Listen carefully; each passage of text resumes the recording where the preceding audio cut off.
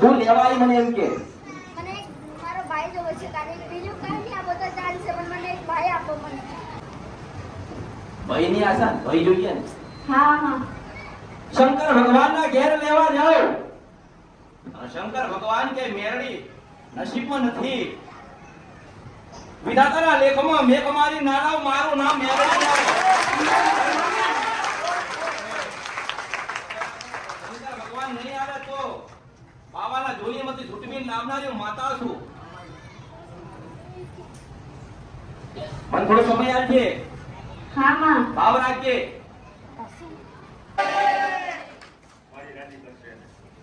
રાજી છું ના આપું મારું નામ મેરડી ના.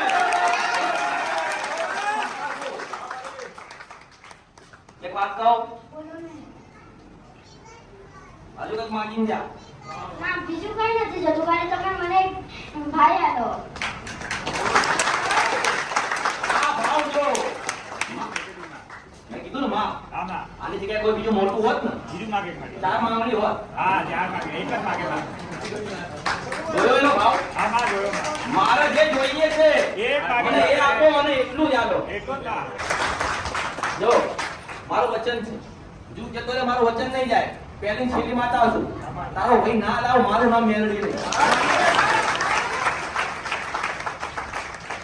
હવે રાજી હવે સિંજા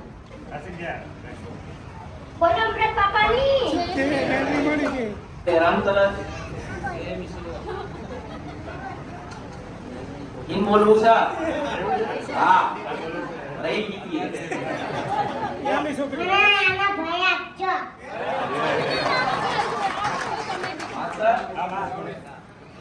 આ બીજા લોકો માટે ઉદાહરણ એ ના જે જોઈએ એ જ આ એક બોલ્યા મારી બીજું નહીં બોલતા એને કે બદલ્યું ના નહીં બદલ્યું શું જોઈએ મારા આશીર્વાદ છો.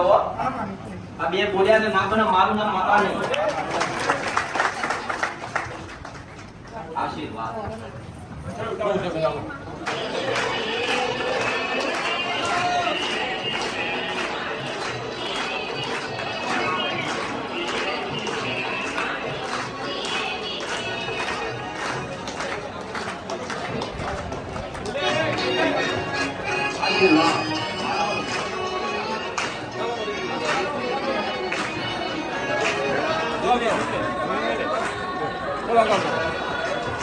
કરો બહુ બધા થયો મુલાકાત કરો આવો જય વાડી.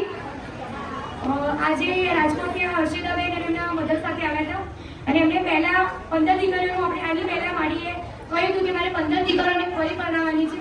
તો પહેલા આપણે જે લગ્ન કર્યા હતા એની અંદર 15 દીકરીઓને 122 વસ્તુઓ તો આપી હતી. એની સાથે માડીએ આશીર્વાદ આપ્યા હતા અને આજે ફરી એ સમય આવ્યો છે કે ખૂબ જ ઓછા સમયમાં એટલે કે 10 મહિનાની અંદર ફરી માડી શાહી લગ્ન એટલે કે સમૂહ લગ્ન 15 દીકરીઓને પરણાવવા જઈ રહ્યા છે.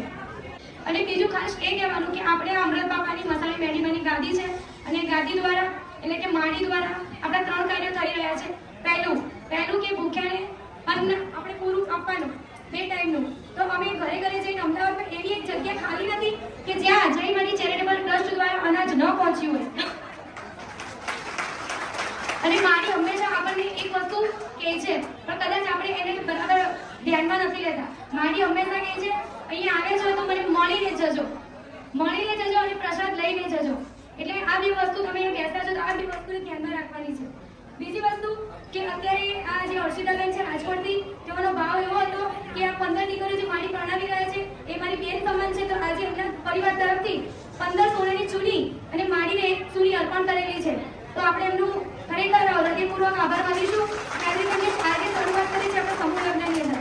તો હું ઔપચારિકના માડીના ભાવિ ભક્તો તથા વિદેશમાં વસેલા માડીના ભાવિ ભક્તોને હું નમ્ર અરજી કરીશ કે નમ્ર વિનંતી કરીશ કે તમારે ફૂલની કે ફૂલની પાકડી આપણી 15 દીકરીઓને આપવી છે. એટલે કે માડીની દીકરીઓ છે અને આપણી બહેનો છે. તો આપણી 15 બહેનોને ફૂલની કે ફૂલની પાકડી જે પણ કંઈ આપવું હોય પાનેતર છે કાં તો પછી એટલે માતાજી કે પગ સુધી જે પણ તમારો ભાવ હોય 1 રૂપિયાનું કે 2 રૂપિયાનું જે પણ તમારો ભાવ હોય એ તમે સહયોગ કરી શકો છો. અને ટૂંક સમયમાં જ આપણે જમીન એટલે કે આપણે મંદિરનું નિર્માણ થઈ રહ્યું છે તો એ જમીનમાં પણ કોઈને સહયોગ કરવો હોય તો તમે ફૂલની પાકડી આપણે પટેલ કાકા ત્યાં બેસે છે તમે ત્યાં લખાઈ શકો છો.